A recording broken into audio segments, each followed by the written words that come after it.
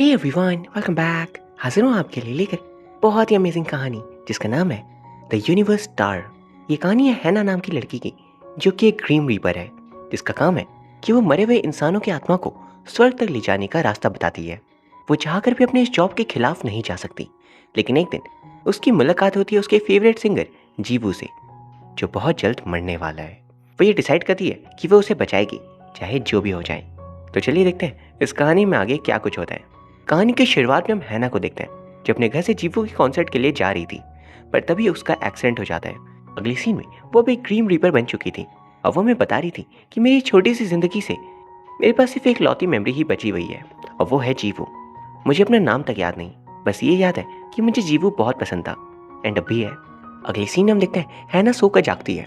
उसे grim reaper बने हुए 7 साल हो गए थे। वैसे तो भूत किसी चीज़ को छू नहीं सकते, लेकिन ग्रीम रीपर्स को ट्रेनिंग दी जाती है ताकि वो चीज़ों को छू सके।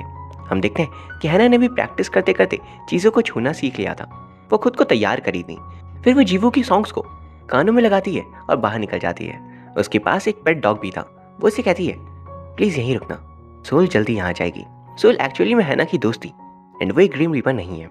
अब हम देखते हैं कि हैना हॉस्पिटल गई हुई थी ताकि जिन लोगों की जान जाएगी उनकी आत्माओं को वो सही रास्ता दिखा सके।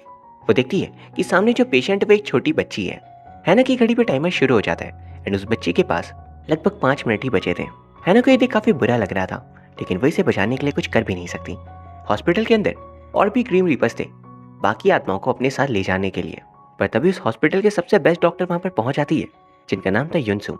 उसे देखते ही वो सभी कहने लगते हैं, चल हमारा काम खत्म, ये सबको बचा ही लेगी, कुछ ज्यादा ही अच्छी है ये। फिर हम देखते हैं डॉक्टर युनसु बहुत कोशिश करती है, लेकिन वो उस बच्ची को बचा नहीं पाती। ये देख हैना बहुत दुखी हो गई थी। उस बच्ची की आत्मा हैना के हाथों को जैसे ही पकड़ती है, हैना अपने हाथ को हटा लेती है, और अगले पल उस बच्ची की धड़कनें वापस से स्टार्ट हो गई थी, एंड उसकी जान बच जाती है। हैना तुरंत वहां से दूसरी तरफ भाग जाती है। अब हम देखते हैं डॉक्टर युनसु बार पे बैठी थी, तभी गो नाम का स्टाफ आकर उसे एक पेशेंट के कंडीशन के बारे में बताता है। गो युनसु एक तरीके से दोस्त जैसे थे, और फिर वो उससे कहता है कि आपकी शक्ल पे कुछ लगा है, प्लीज उसे ठीक कर लो। वो फिर वॉशरूम में आती है फेस वॉश करने, एंड जब वो अपने फेस पे फेस वॉश लगा रही थी, तभी हैना बार बार पानी के टैप को ऑफ कर दे रही थी, एंड वो कहती है तुम्हें काम के समय डेट नहीं करना चाहिए। हैना को शक था कि युनसु और जिन दोनों के बीच कुछ चल रहा है। अगले सीन हम देखते हैं जीवू का आज कॉन्सर्ट था। इवेंट मैनेजर बता रहा था क्या जीवू का कमबैक सॉन्ग है, फिर भी बहुत कम लोग आए हैं, कम से कम 100 से ज्यादा लोग तो आने ही चाहिए थे। फिर हम देखते हैं कि जीवू शो परफॉर्म करने जा रहा था। वो बहुत अच्छे से गाना गाता है एंड पियानो भी प्ले करता है। हॉस्पिटल से ही टीवी पे हैना भी जीवू के कॉन्सर्ट को देख बहुत खुश हो रही थी। हैना और बाकी ग्रीम रीपर्स ने वहीं भी अपना खाना लगा लेते हैं और लंच शुरू कर देते हैं। वहीं पे वो सभी जीवू को कॉन्सर्ट करते देख बोल रहे थे, हायर अथॉरिटी कैसे बोल रहे हैं, ये बंदा मरने वाला है, लेकिन अभी तक इसे कुछ हुआ नहीं, कब मरेगा ये। तभी ग्रीम रीपर कहता है कि जल्द इसकी भी बारी आने वाली है। उस ग्रीम रीपर का नाम था चंक। चंक कहता है ये साल उसके जीवन का आखिरी साल है, इस साल उसे ऊपर बुला लिया जाएगा। दूसरा ग्रीम रीपर कह रहा था क्या कि जीवू के पास सब कुछ है, वो अमीर है, फेमस है, लाइकेबल है, तो वो खुद की जान देने की कोशिश क्यों करेगा, एंड अगर वो खुद से ही मरना चाहता है तो हम कुछ कर भी तो नहीं सकते। चंक कहता है ये तो मैं नहीं जानता, लेकिन ऊपर बैठे वीआईपी रीपर्स को जीवू चाहिए। तभी वो लोग चंक के हाथों पे स्मार्ट वॉच देख लेते हैं और पूछते हैं ये है क्या। वो बताता है इस वॉच को हम आफ्टर लाइफ में भी यूज कर सकते हैं, ये लोगों को ट्रैक करने में बहुत काम आता है, इसमें जीपीएस है एंड वो बहुत ही काम का है। यह हमें जंग से पता चलता है कि वो सभी जीवू को इसलिए ऊपर बुलाना चाहते हैं क्योंकि लाखों लोग उसे प्यार करते हैं, एंड जीवू के मरने से लाखों लोग उसे याद करेंगे एंड उन्हें इससे काफी एनर्जीज मिलेगी। अगले सीन में हम देखते हैं ना एक आत्मा को अपने साथ चलने के लिए बोल रही थी, लेकिन उसे विश्वास नहीं हो रहा था कि ग्रीम रीपर इतनी यंग क्यों है। तभी जंग वहां आता है पीछे से, और वो सोल जंग के साथ चला जाता है। अगले सीन हम देखते हैं हैना अपनी 2 सोल के पास गई हुई थी। वो दोनों जीवू को देखने गए थे। हैना कह रही थी अगर जीवू के साथ सब कुछ ठीक चल रहा है तो वो मरना क्यों चाहेगा। सोल कहती है कि उसका लेटेस्ट एल्बम बिल्कुल अच्छा परफॉर्म नहीं कर रहा है, शायद इसलिए वो उदास है और वो मरना चाहता है। हैना कहती है उसका लेटेस्ट एल्बम सबके लिए था भी नहीं, वो एक एक्सपेरिमेंट था, तो उससे वो एक्सपेक्टेशंस लगा भी नहीं सकता। सोल फिर हैना को जीवू के सोशल मीडिया कमेंट्स पढ़ाती है, कैसे उसके फैंस उसके नए गाने को बुरा भला कह रहे हैं। सभी कमेंट्स देख हैना को भी बुरा लगता है। फिर जीवू बाहर आ रहा था गाड़ी में बैठने के लिए, और वहां पे खड़े उसके फैंस पागल हो रहे थे उसे देखकर। रास्ते पे जीवू के मैनेजर उसे देख कह रहे थे प्लीज अगली बार रोमांटिक सॉन्ग बनाना। तभी ड्राइवर कहता है कि वो आखिर कैसे रोमांटिक सॉन्ग्स बनाएगा, बचपन से अकेला रह रहा है, वो किसी से रोमांटिक बातें तो छोड़ो, इमोशनल बातें भी उसने आज तक किसी से नहीं की। इसे कुछ दिनों के लिए लड़कियों के साथ दोस्ती करने की जरूरत है ताकि रोमांटिक गाने ये लिख सके। मैनेजर कहता है मैं रोमांटिक सॉन्ग्स किसी और से लिखवा लूंगा, इसे बस गाने पे ध्यान देना होगा। उनकी बातों को सुनकर जीवू गाड़ी से उतर जाता है और बस स्टैंड की तरफ चला जाता है। वहां से एक लड़की दिखती है जो जीवो के नए सॉन्ग पे बुरे कमेंट्स करी थी। जीवो उसके सामने जाता है, अपना मास्क नीचे करता है। उसे देखते ही वो लड़की एम्बैरेस फील करने लगती है।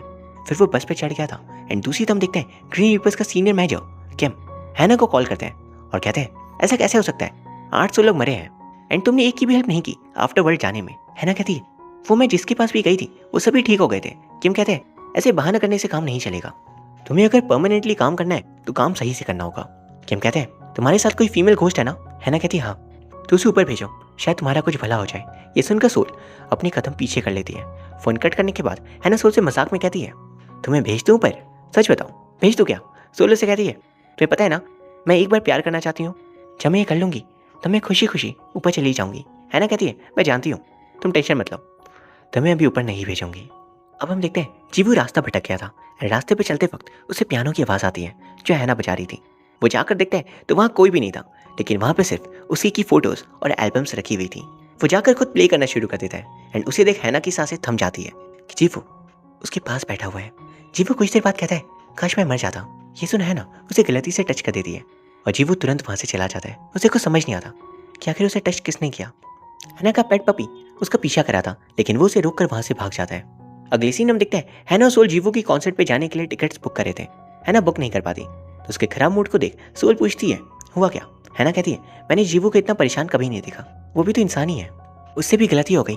हैना कहती है मैं सोच सोच कर परेशान हूँ कि कहीं जीवू मरने का सोच तो नहीं रहा। सोल कहती है क्या वो सच में मर जाएगा।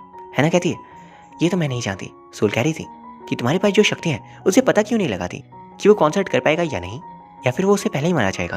हैना कहती है मैं ऐसा नहीं कर पाऊंगी।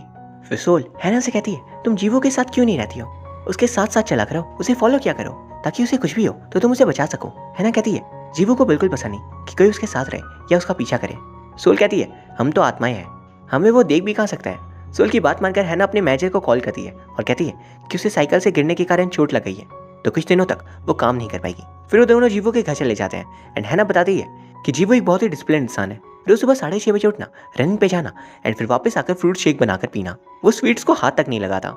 उसका पर्सनल असिस्टेंट जब नूडल्स खाता था तो वो उस पर भी नाराज हो जाता था कि खराब खाना प्लीज मत खाया करो।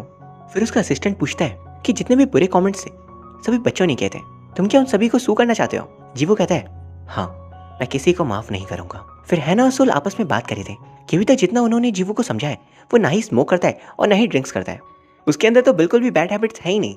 फिर आखिर वो मरना क्यों चाहेगा। हैना कहती है कहीं ये ड्रग्स तो नहीं करता। सोल कहती है बिल्कुल नहीं, जीवू ये सब नहीं कर सकता। हैना कहती है लेकिन जितने भी इंटरनेशनल स्टार्स थे उन सभी की मौत इसी प्रकार हुई थी, नशे के कारण, सभी बहुत ड्रग्स करते थे। सोल उसे समझाती है ऐसा जीवू के साथ नहीं होने वाला।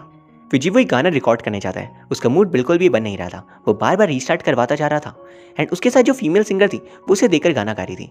जीवू बीच में ही कहता है बाद में गाना पूरा कर लेंगे। उसका मैनेजर आकर कहता है तुम क्यों कर रहे हो, तुम्हें पता भी है हमने कितनी मुश्किलों से मिस यौन से समय मांगा है ताकि वो तुम्हारी हेल्प कर दे गाने को कंप्लीट करने में। यौन उसी फीमेल सिंगर का नाम था। जीवू कहता है वो मुझे घूरती जा रही है इसलिए मैं गाना नहीं गा पाता। मैनेजर उसके बिहेवियर के लिए उससे माफ़ी मांगने को कहते हैं, लेकिन जीवू कहता है वो खुद से गाना लिख लेगा एंड गा भी लेगा। अब हम देखते हैं हैना और सोल यौन से कह रही थी तुम्हारी हिम्मत कैसे हुई जीवू पे लाइन मारने की।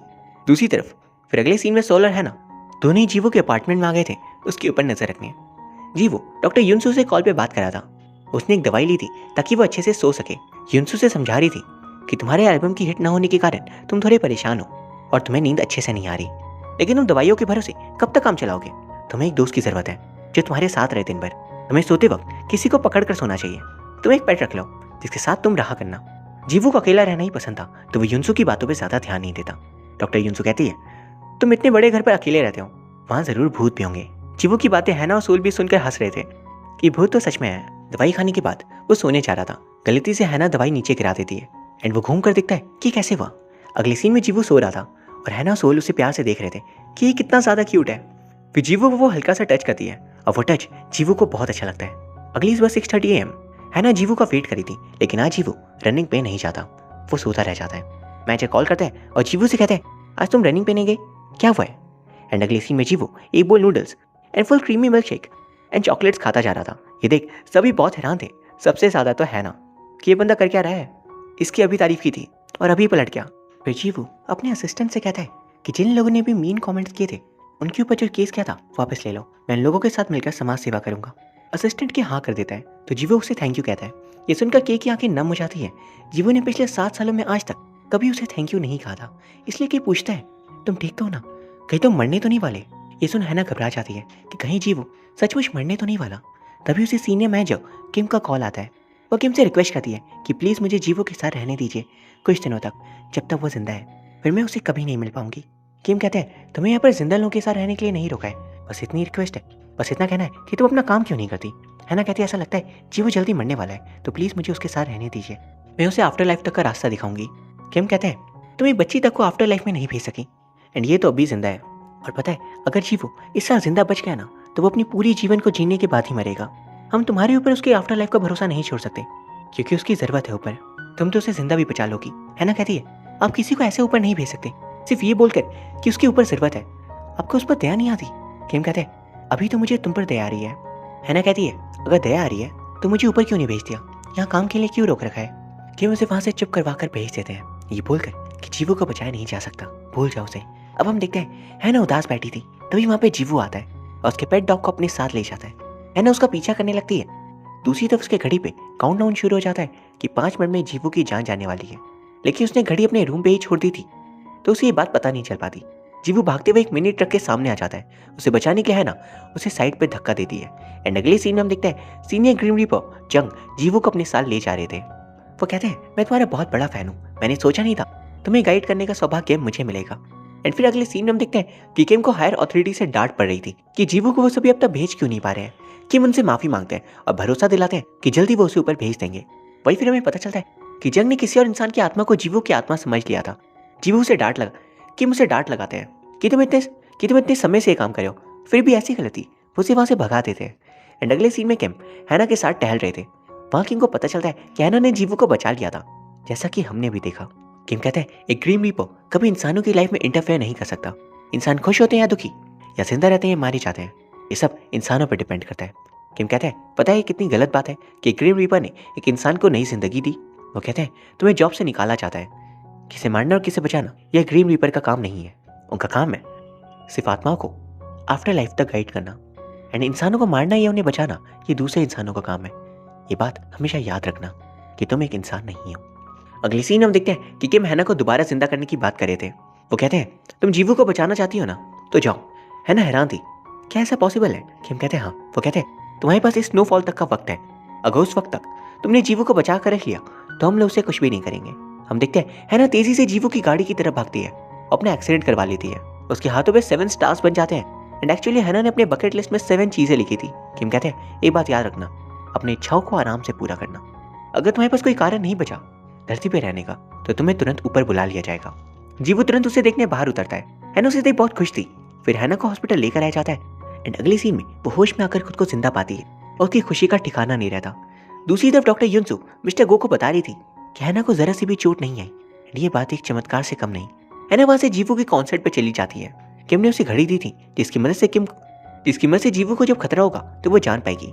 वो कॉन्सर्ट पे जाकर जीवो को साइड पे गिरा देती है। सभी देख हैरान रह जाते हैं कि ये बंदी कर क्या रही है। तभी ऊपर से एक लाइट नीचे गिर जाती है एंड उसके कारण उन दोनों की जान बच गई थी।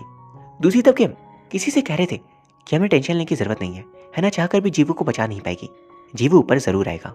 अगले सीन में हैना को वहां से बाहर पकड़कर लेकर आया जाता है। हैना बस यही कह रही थी कि जीवो की जान को खतरा है, मेरी बात को ध्यान से सुनो। जीवो अपने असिस्टेंट केस से पूछता है ये है कौन। वो बताता है डेफिनेटली कोई स्टॉकर होगी जो सिर्फ तुम्हारे अटेंशन को ग्रैब करना चाहती है। जीवो कहता है अगर ऐसी बात है तो इसे सू करो, मैं ऐसे लोगों से परेशान हो चुका हूँ। की कहता है सू मत करो, ये जेन्युइन इंसान लगती है, देखो ना ये तो हॉस्पिटल के क्लोज में है, मतलब इसकी तबीयत खराब है फिर भी वो यहाँ पर आई। एंड एक और बात, इसके कारण अभी तुम इंटरनेट के सबसे ज्यादा सर्च किए जाने वाले इंसान बन चुके हो। जीवो के को दोबारा डांट लगाता है। चिप्स खाता देख कि उसे कह रहा था प्लीज मेरी बात मान लो, तुम कुछ लड़कियों से क्यों नहीं मिलते, तुम्हें गाने लिखने में मदद मिलेगी। रोमांटिक सॉन्ग्स दिमाग से नहीं दिल से लिखना पड़ता है। जीवो उसकी बातों पर ध्यान नहीं देता। एंड तभी है ना दोबारा जीवो की गाड़ी के पास आ जाती है, लेकिन उसे ऑफिसर्स पकड़कर ले जाते हैं। अगली सीन में वो पुलिस स्टेशन में थी कि ऑफिसर्स उसे उसके घर वालों का नंबर मांग रहे थे, वो कुछ बता नहीं पाती। तभी जीवो ऑफिसर को कॉल करता है एंड कहता है हैना को छोड़ देने के लिए। वो चाहता है कि हैना वॉलंटियर वर्क कर ले। फिर ऑफिसर्स हैना के घर वालों को पता करने की कोशिश करते हैं। तभी वहाँ पे मिस्टर गो आ जाते हैं। हॉस्पिटल में जो डॉक्टर युनसु के दोस्त थे वो हैना को अपने साथ घर ले जाते हैं एंड अपनी मॉम से कहते हैं कि मुझे तकलीफ में मिली इसलिए मैं इसे घर ले आया। फिर वो हैना को कपड़े देता है और कहता है तुम जब तक चाहो यहाँ रह सकती हो। वो पूछता है, मुझे लगता है मैंने तुम्हें कहीं देखा है, ऐसा लगता है हम एक दूसरे को जानते हैं। हैना कहती है, मुझे आप बिल्कुल याद नहीं हो, प्लीज़ माफ़ कर देना। अगली सीन हम देखते हैं, जीवो अपने हेटर्स के साथ मिलकर वॉलंटियर वर्क कर रहा था, ओल्ड एज होम पे चीज़ें डोनेट कर रहा था। फिर वो लौटने लगता है, तभी हैना की वॉच पे खतरे की घंटी बजती है। वो कहने लगती है, प्लीज़ अभी हट जाओ, उसकी लाइफ खतरे में है, उसे बचाना होगा। तभी पीछे से उसकी दोस्त सोल आती है उसकी हेल्प करने। एंड अगले सीन में जीवो की मेकअप आर्टिस्ट उसके लिए आइस्ड कॉफ़ी लेने गई थी। वहीं पे सोल उसकी कैप और शर्ट को निकाल कर हैना को देती है। एंड हैना अपना वेश बदल कर गाड़ी में बैठ जाती है। गाड़ी चलाते हुए के की आंख लग जाती है एंड पीछे जीवो भी रेस्ट कर रहा था। हैना के को उठाने की कोशिश करती है पर वो नहीं जागता, तो उसे जोर से स्लैप करती है उसे होश में लाने के लिए। तभी जीवो भी जाग जाता है और तुरंत स्टीयरिंग संभालता है। के को जब स्लैप लगती है तो वो कहने लगता है, मुझे स्लैप क्यों किया, मुझे भी तो कह सकती थी। एंड अगली सीन में जीवो हैना से कहता है, ऐसी खड़ी क्यों, जल्दी से मेकअप कर दो। वो मेकअप करना स्टार्ट कर देती है एंड उसके लिए बिल्कुल ऐसा था जैसे कि उसका सपना सच हो चुका हो। फिर जब के उस रूम पे आता है तो वो जीवो को देख नीचे गिर जाता है। जीवो जब खुद को देखता है तो उसके होश ही उड़ जाते हैं। वो गुस्से में हैना को पकड़ता है एंड उसका मास्क नीचे करता है। हैना कहती है, प्लीज़ मेरी बात सुन लो, आपकी जान को खतरा है। वो उसे ऑफिसर्स के हवाले कर देता है एंड ऑफिसर्स उससे कहते हैं, वो मरे या जिए, लेकिन अगर आपने जीवो का पीछा करना नहीं छोड़ा तो आपकी तो खैर नहीं। वो फिर वहाँ से जीवो के घर चली जाती है एंड वहाँ पे उसके नींद की गोलियों को फेंक देती है। हैना कहती है, काश मैं उसके लिए अदृश्य ही होती, अब जब मैं उसके सामने आ चुकी हूँ तो वो कितना ज़्यादा र्यूड है मेरी तरफ। फिर हैना कहती है, चलो छोड़ो अब चलते हैं यहाँ से। लेकिन तभी वो देखती है कि सोल ने दीवार पे कुछ रोमांटिक सा लिख दिया था। वो कहती है, तुम्हारी इन हरकतों की वजह से जीवो को तो लगेगा मैं एक स्टॉकर हूँ। तभी जीवो वापस आ जाता है एंड हैना को तुरंत छिपना पड़ता है। जीवो अपने रूम में आकर देखता है जो सोल ने लिखा था। सोल ने लिखा था कि मैं तुम्हें हर मुसीबत से बचाऊंगी और हमेशा तुम्हें प्यार करूंगी। ये पढ़कर जीवो हैरान हो जाता है। फिर हैना को वो पेट डॉग मिल जाता है, वो उसे लेकर जाने लगती है कि तभी जीवो सीसीटीवी पे हैना को देख लेता है और के कोई सारी बातें बताता है। अगली सीन हम देखते हैं, हैना मिस्टर घो के घर आ रही थी।